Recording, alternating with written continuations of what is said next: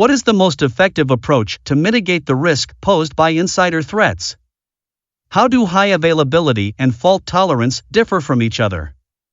Why is it important to regularly perform incident response drills and exercises?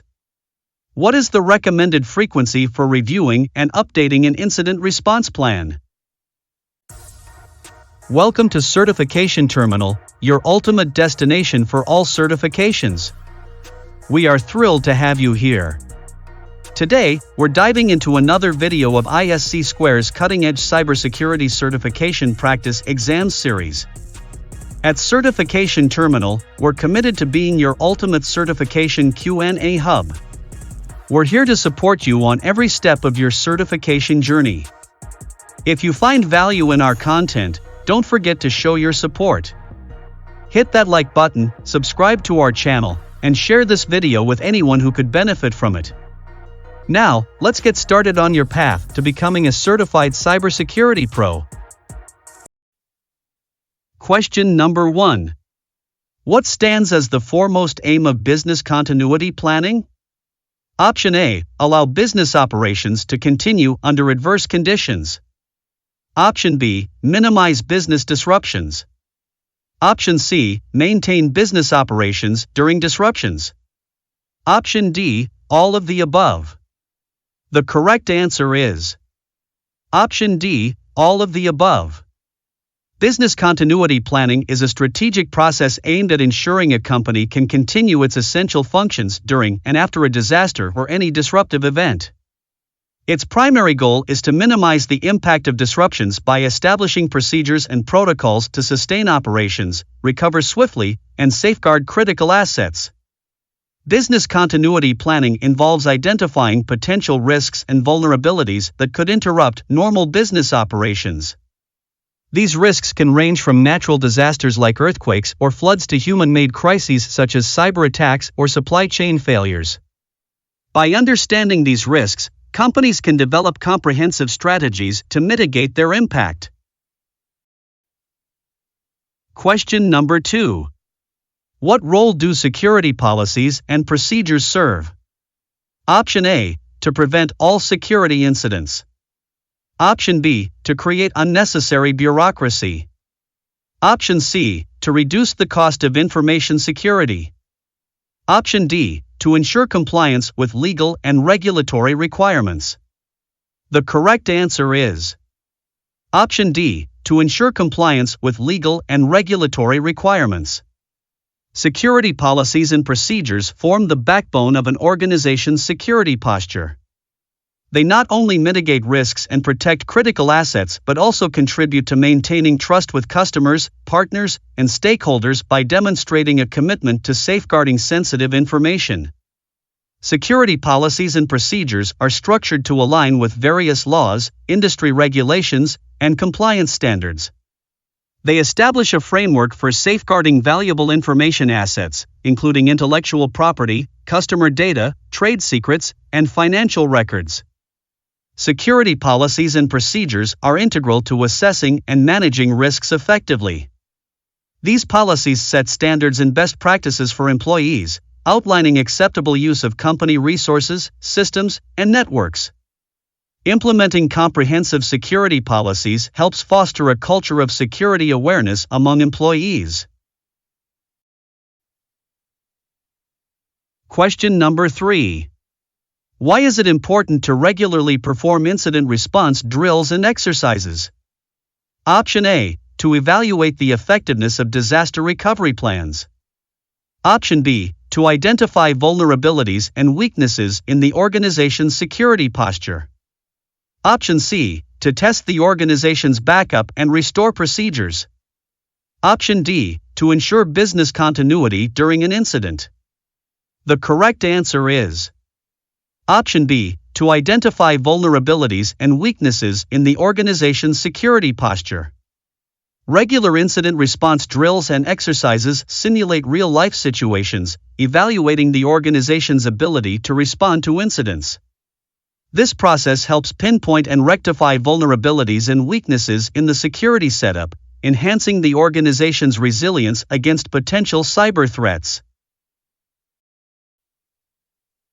Question number 4. Which of these options does not fall under access control measures? Option A, detective. Option B, preventative. Option C, corrective. Option D, recovery.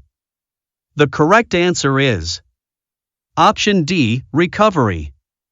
Access control measures can be categorized in various ways based on their attributes, functionality, or implementation.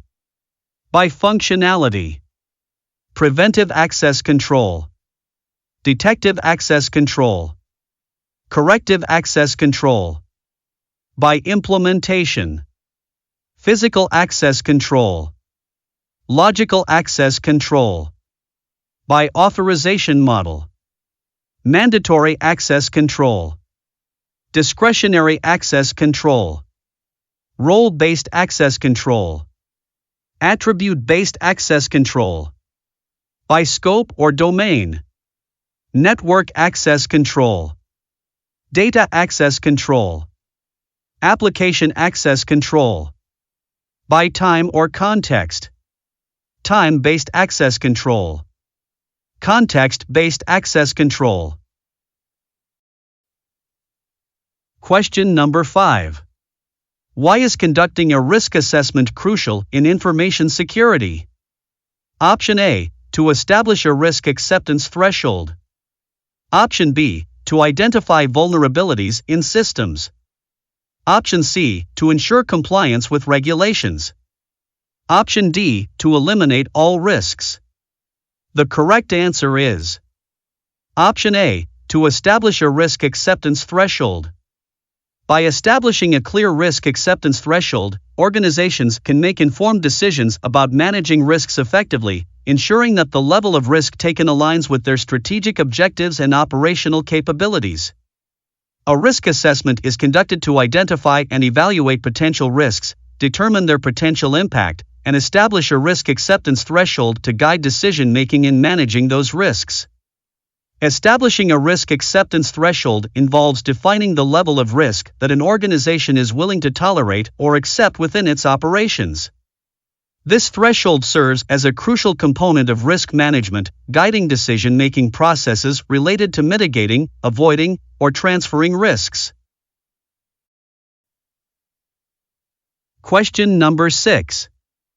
Which security control aims to restrict access to sensitive information solely to authorized users, preventing unauthorized entry? Option A, firewall. Option B, encryption. Option C, antivirus. Option D, access control. The correct answer is Option D, access control. Access control in cybersecurity refers to the mechanisms and processes implemented to regulate and manage who can access specific resources, systems, or information within an organization's digital environment. It's a fundamental aspect of cybersecurity, ensuring that only authorized individuals or systems can interact with sensitive data, applications, networks, or devices. Access control is integral to a comprehensive cybersecurity strategy, forming the first line of defense against unauthorized access, data breaches, and other security incidents. Its implementation requires a well-defined strategy, appropriate technologies, and continuous monitoring and adaptation to address evolving cyber threats. Question number 7. What is the impact of single sign-on on enhancing security measures? Option A, it decreases the number of accounts required for a subject. Option B, it helps decrease the likelihood that users will write down their passwords. Option C, it provides better encryption for authentication data. Option D, it provides logging for each system that it is connected to. The correct answer is Option B, it helps decrease the likelihood that users will write down their passwords. Research consistently indicates that when users have numerous accounts, they tend to resort to writing down passwords. Consolidating multiple accounts into a single one facilitates easier shutdown in case of an issue. Reducing the number of accounts alone doesn't inherently heighten security, and while single sign-on doesn't ensure individual system logging, it typically enables centralized logging of single sign-on activity. The level of encryption for authentication data in a particular single sign-on system can't be determined without specific system specifications, making it uncertain whether a given single sign-on system offers superior or inferior encryption. Question number 8. What defines a public IP address? Option A, an IP address that is used by a network router to connect to the Internet. Option B, an IP address that is publicly accessible on the Internet. Option C, an IP address that is assigned by an Internet service provider. Option D, an IP address that is reserved for use in a private network. The correct answer is Option B, an IP address that is publicly accessible on the Internet. A public IP address is a unique numerical label assigned to devices connected to a computer network. This address allows these devices to communicate over the Internet. Public IP addresses are globally unique and are directly accessible from any location on the Internet, enabling devices to send and receive data across the web. They distinguish devices from each other, facilitating the routing of Internet traffic to and from these devices across the worldwide network. Question number 9. What is a frequently utilized measurement in quantitative risk analysis? Option A, descriptive risk ranking, high, medium, low. Option B, expected monetary value. Option C, subjective risk labels, critical, substantial, moderate. Option D, color-coded risk level. The correct answer is Option B, expected monetary value. Expected monetary value serves as a fundamental tool in quantitative risk analysis, particularly in decision-making under uncertainty. It's a statistical concept that helps organizations assess and quantify the potential impact of various outcomes, considering both the probability of occurrence and the associated monetary value. Expected monetary value considers different potential outcomes or scenarios that might arise from a decision, project, or situation. For each outcome, expected monetary value incorporates the likelihood or probability of that specific scenario happening. Assigning a monetary value to each outcome allows for the estimation of the financial impact associated with a particular scenario. Color-coded risk levels and descriptive risk rankings like high, medium, and low are methods commonly employed in qualitative risk analysis. Unlike quantitative analysis, which involves numerical metrics and precise calculations, qualitative analysis focuses on categorizing or ranking risks based on subjective evaluation and expert judgment rather than numerical data. Subjective risk labels such as critical, substantial, and moderate serve as descriptors used in qualitative risk analysis to characterize the severity or significance of risks. Unlike quantitative methods that rely on numerical data, qualitative analysis emphasizes expert judgment and subjective evaluation to categorize risks based on their perceived impact, likelihood, and other qualitative factors. Question number 10. Bob suggests employing a public key infrastructure for ensuring secure communication among companies. What functions does a public key infrastructure serve? Option A, filters web content. Option B, controls access to databases. Option C, manages digital identities and certificates. Option D, monitors network traffic.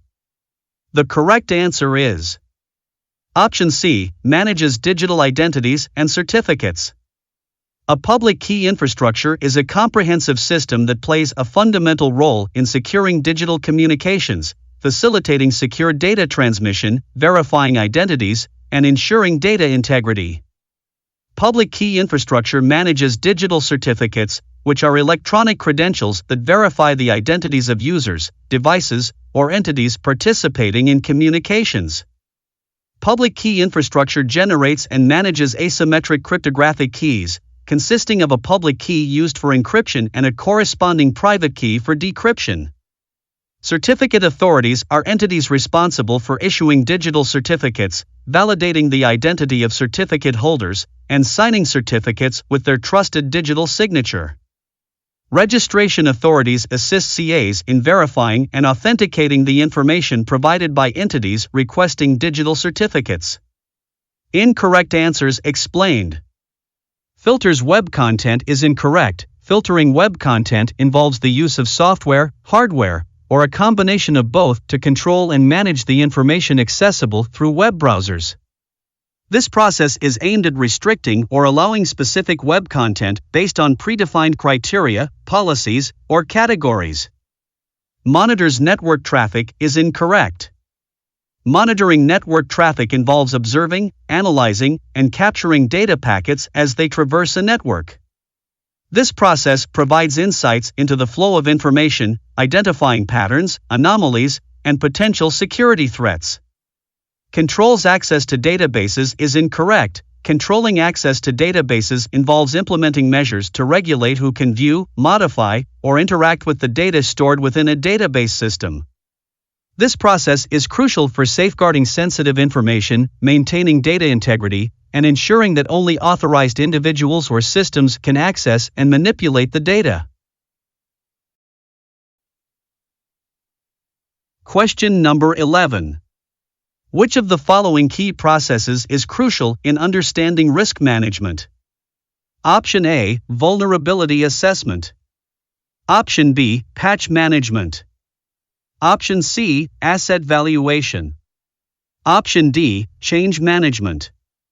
The correct answer is Option C, asset valuation. Asset valuation is a cornerstone in risk management, providing a quantitative foundation for understanding the value of assets, assessing potential losses, and guiding decisions about risk mitigation strategies and resource allocation. It serves as a vital tool in prioritizing efforts, securing assets, and ensuring organizations are better prepared to manage risks effectively. Question number 12. What term describes the process of verifying or confirming a user's identification? Option A, authentication.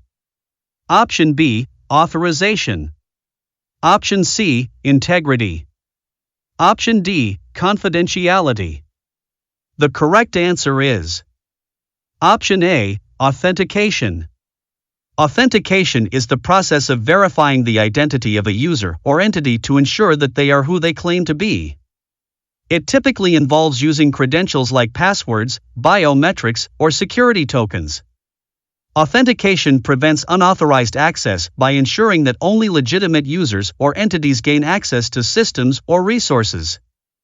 Option B, authorization is incorrect. Authorization involves granting or denying access rights and permissions to authenticated users or entities based on their verified identity. Option C, integrity is incorrect. Integrity ensures that data remains accurate, consistent, and reliable throughout its lifecycle. It involves safeguarding data from unauthorized alterations or modifications. Option D, confidentiality is incorrect. Confidentiality refers to the protection of sensitive information from unauthorized access or disclosure. Question number 13. What objective does a business continuity management program serve? Option A, maintain and test the business continuity plan. Option B, continuously improve the business continuity plan. Option C, develop and implement a business continuity plan. Option D, all of the above. The correct answer is Option D, all of the above. All of the above.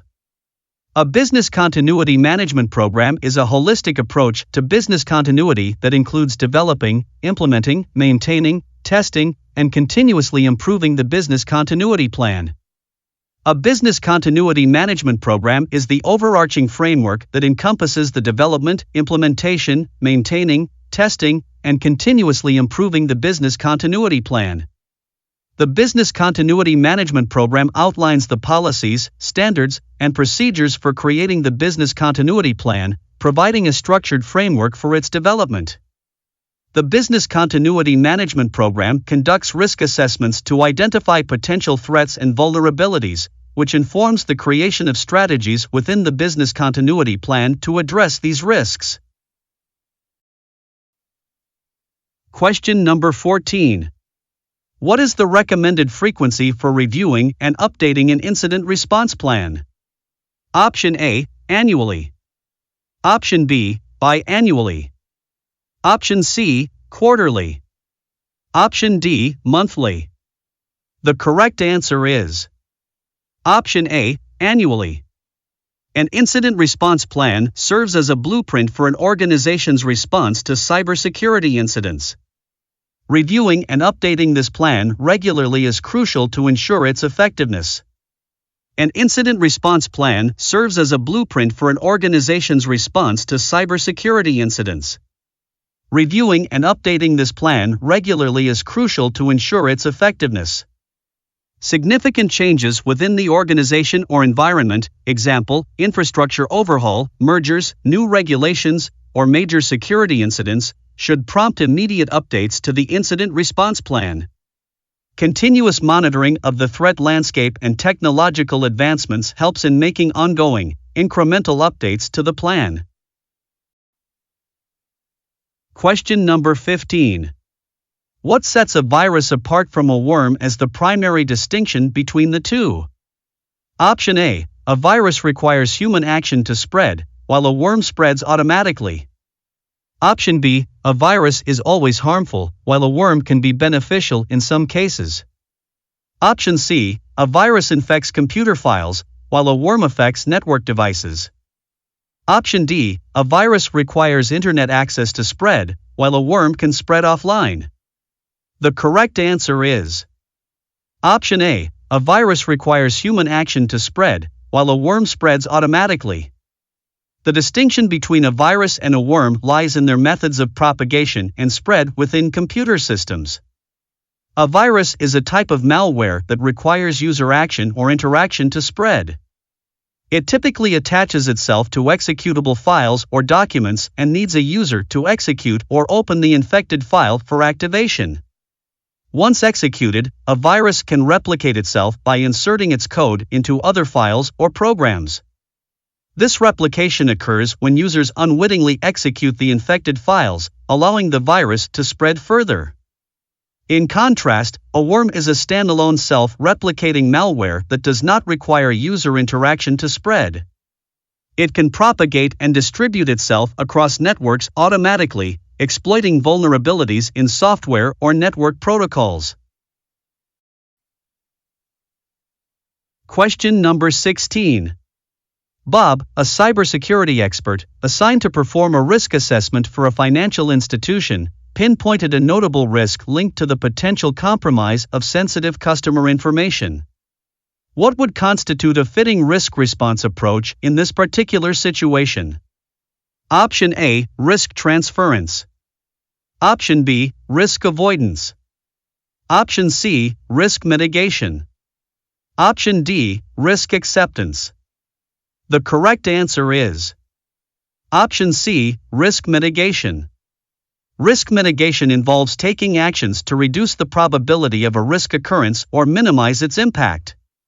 It focuses on implementing controls, preventive measures, or contingency plans to decrease the likelihood or severity of the risk. Option A. Risk transference is incorrect. Risk transference involves shifting the financial or operational consequences of a risk to another party, typically through insurance, contracts, or outsourcing. It entails transferring the risk burden to a third party that is better equipped to handle or absorb the risk. Option B. Risk avoidance is incorrect. Risk avoidance involves entirely circumventing or eliminating a risk by choosing not to engage in activities or situations that might lead to it. It typically involves steering clear of high-risk activities, markets, or scenarios to prevent exposure to potential risks. Option D. Risk acceptance is incorrect. Risk acceptance is acknowledging a risk without actively attempting to mitigate, avoid, or transfer it. It involves tolerating the risk and its potential consequences. Organizations accept certain risks when the cost of mitigation exceeds the potential impact, or when risks are deemed acceptable within the organization's risk tolerance levels. Question number 17. What objective does encryption serve as a technical control? Option A, to secure data in transit and at rest. Option B, to regulate access to physical facilities and assets. Option C, to protect against external attacks on information systems. Option D, to provide a comprehensive approach to safeguarding information and assets. The correct answer is Option A, to secure data in transit and at rest. Encryption serves as a pivotal technical control in safeguarding sensitive information, both when it's stored at rest and when it's being transmitted in transit. Encrypting data during transmission, such as over networks or the internet, ensures that even if intercepted, the information remains unreadable to unauthorized parties. Transport layer security and secure sockets layer protocols establish encrypted connections between devices or servers, guaranteeing the confidentiality and integrity of data during transit. Question number 18. What does personally identifiable information refer to? Option A, trade secrets, research, business plans, and intellectual property. Option B, information about an individual's health status. Option C, the importance assigned to information by its owner. Option D, data about an individual that could be used to identify them. The correct answer is Option D, data about an individual that could be used to identify them. Personally identifiable information encompasses a broad spectrum of sensitive data that, when linked together, can uniquely identify or distinguish an individual. Personally identifiable information includes information directly associated with an individual, such as their name, social security number, date of birth, or biometric data. It also includes sensitive attributes like credit card numbers, bank account details, or financial transaction records, personal addresses, phone numbers, email addresses, or IP addresses. Question number 19.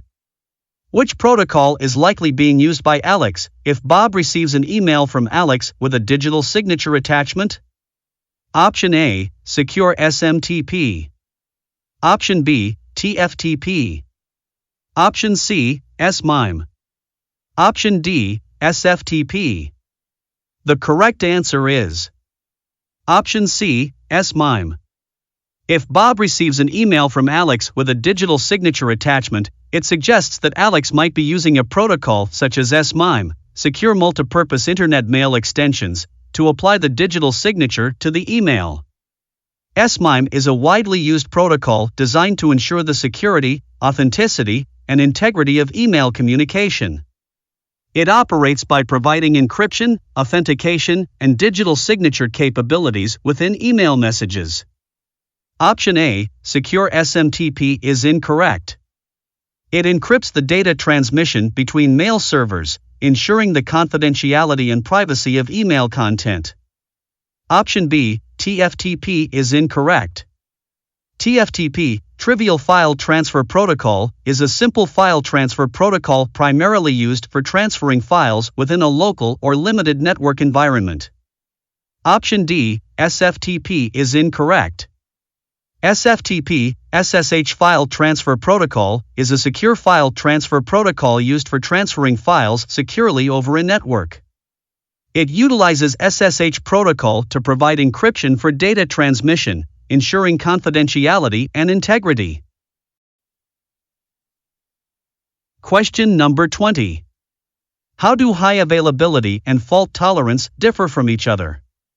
Option A, high availability refers to the ability of a system to withstand multiple failures without loss of data or disruption of service, while fault tolerance refers to the ability of a system to continue operating in the event of a failure.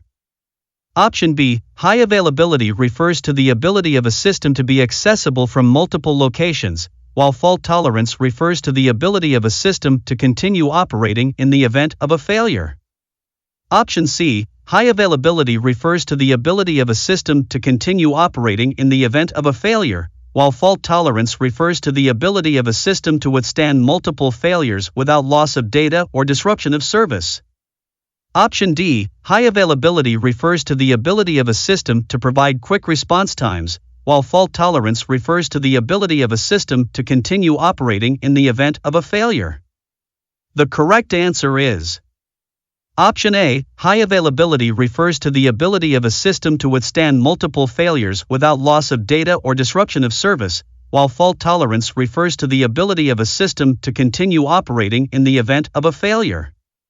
High availability denotes a system's capacity to endure numerous failures without data loss or service interruption, commonly achieved through redundancy and load balancing. Conversely, fault tolerance pertains to a system's ability to persistently function despite a failure, often attained through redundant components and failover mechanisms that enable continuous operation despite component failures. Question number 21. Which statement best encapsulates the primary objective of disaster recovery? Option A, to provide a framework for overall organizational security. Option B, to prepare for and prevent any potential cyber incidents. Option C, to detect and analyze potential cybersecurity threats. Option D, to restore normal business operations as quickly as possible after a disaster. The correct answer is Option D, to restore normal business operations as quickly as possible after a disaster. The key objective of disaster recovery is expediting the restoration of regular business operations post-disaster, encompassing the reinstatement of disrupted IT infrastructure, data, and services. While prevention of cyber incidents, detection and analysis of cybersecurity threats, and providing a framework for overall organizational security are important aspects of cybersecurity, they are not the primary focus of disaster recovery. Question number 22. Which of the following networking devices primarily operates at network layer, layer 3, of the OSI model? Option A, switch. Option B, hub. Option C, router. Option D, repeater. The correct answer is Option C, router. Routers operate at the network layer, layer 3, of the OSI model and connect multiple networks together. They examine IP addresses within data packets and determine the best path for data to reach its intended destination across different networks. Routers enable inter-network communication by directing traffic efficiently, ensuring data reaches its destination by selecting the most appropriate pathway. Option A, switch is incorrect. Switches function at the data link layer, layer 2, of the OSI model and are more intelligent than hubs. They forward data selectively to the specific device for which the data is intended, using MAC addresses. This reduces unnecessary data transmission across the network. Option B, hub is incorrect.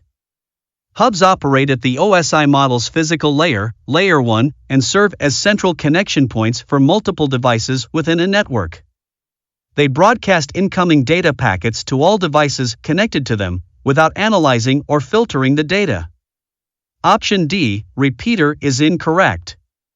Repeaters operate at the physical layer, layer 1, and serve to regenerate and amplify signals in a network. They receive weak signals, amplify them, and retransmit them to extend the range or span of the network. Repeaters help overcome signal attenuation, ensuring that data can travel longer distances without significant loss or degradation. Question number 23. What stands as a critical element within information security governance? Option A, compliance. Option B, awareness and training. Option C, risk management. Option D, policy and procedure development. The correct answer is Option C, risk management. Risk management, as a core component of information security governance, guides an organization in understanding, addressing, and mitigating risks that could impact its information assets and operations. By systematically identifying, assessing, and managing risks, it enables the establishment of robust security measures, ensuring resilience, compliance, and effective response to potential threats. Question number 24. What type of attack primarily focuses on gaining control of a system externally? Option A, backdoors. Option B, cross-site scripting. Option C, rootkits. Option D, Trojans. The correct answer is Option A, backdoors. Backdoors are hidden entry points or vulnerabilities deliberately created within a system by attackers or even by software developers for administrative purposes. They enable unauthorized access to a system, allowing attackers to bypass security measures and gain entry even after being locked out. It listens for commands on a specific logical port, TCP or UDP, and executes them on the attack system or device, thereby giving direct control of the system or device to a malicious outside entity or program. Option B, cross-site scripting, is incorrect. XSS is a type of attack where malicious scripts are injected into web pages viewed by other users. The goal is to execute unauthorized scripts within the victim's browser, allowing attackers to steal data, session cookies, or perform unauthorized actions on behalf of the user. Option D, Trojans, is incorrect. Trojans are malicious software disguised as legitimate applications or files. They deceive users into installing them, aiming to gain unauthorized access, steal sensitive data, or cause damage once activated. Option B, cross-site scripting, is incorrect. XSS is a type of attack where malicious scripts are injected into web pages viewed by other users. The goal is to execute unauthorized scripts within the victim's browser, allowing attackers to steal data, session cookies, or perform unauthorized actions on behalf of the user. Option C, rootkits, is incorrect. Rootkits are stealthy software packages designed to provide persistent, unauthorized access to a system. They mask their presence by altering system functions, allowing attackers to maintain control and conduct malicious activities without detection. Question number 25. What is the most effective approach to mitigate the risk posed by insider threats? Option A, conduct regular security awareness training. Option B, implement strong access control policies. Option C, monitor employee activity for suspicious behavior. Option D, all of the above. The correct answer is Option D, all of the above. There are several strategies to mitigate the risk of insider threats within an organization. Conduct regular awareness campaigns to help staff recognize potential threats and report suspicious activities.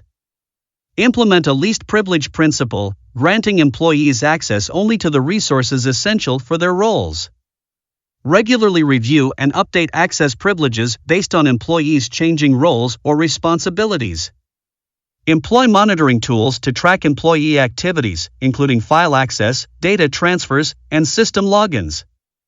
Conduct periodic audits to identify unusual or unauthorized behaviors and investigate anomalies promptly. Encrypt sensitive data to prevent unauthorized access, especially when it's being transferred or stored. Establish specialized programs to identify, assess, and manage insider threats proactively. Enforce clear and stringent policies regarding data handling, access control, and acceptable use of company resources. Thank you for joining us today at Certification Terminal. We hope you found this video helpful on your journey towards becoming a certified cybersecurity expert. If you have any questions or topics you'd like us to cover in future videos, please let us know in the comments below. Your feedback is invaluable to us. Remember to hit that like button if you found this video informative, and don't forget to subscribe for more insightful content on certification exam preparations. Share this video with your colleagues and friends who might benefit from it. Together, we can build a strong community of certified professionals. Stay tuned for more updates, and until next time, keep learning and excelling in your certification endeavors. See you in the next video.